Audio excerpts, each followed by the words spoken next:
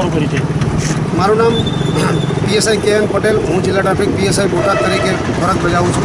પટેલ સાહેબ, આજે જ્યોતિગ્રામ સર્કલર લોકોને ઠંડા પીવાનું કરે આ વિચાર કેવી રીતે આવેલો, શું કામ?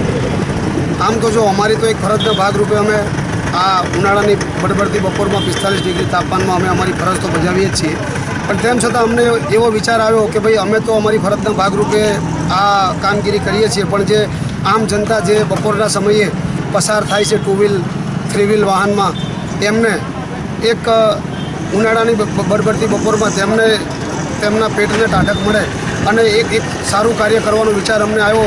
એના માટે થઈ અને અમે આજે મેંગો શરબત પીવડાવવાનો જ્યોતિગ્રામ સર્કલ પર આ પ્રોગ્રામ રાખવામાં આવેલ છે ટ્રાફિક પોલીસ દ્વારા.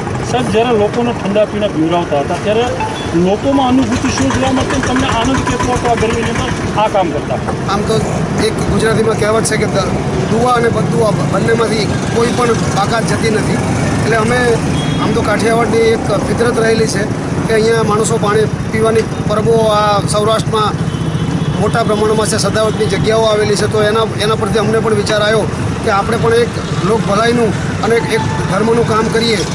એ વિચારથી અમે આ લોકોને શરબત પીવડાવવાનું આ એક કાર્ય કરેલ છે. સાહેબ, ગરમીમાં જ્યારે ઠંડુ પાતા હતા ત્યારે ગરમી લાગતી કે તડકો લાગતો? નહીં, ત્યારે તડકો નહોતો લાગતો. ખરેખર એના માટે ભગવાન પણ અમારી સાથે હતો કે કોઈ સારું કાર્ય કરીએ છીએ તો તેનો આપણને અંદરથી પણ આનંદ હોય છે અને કુદરત પણ એ વખતે આપણને આડકતરી રીતે મદદ કરતી હોય છે. ઓકે.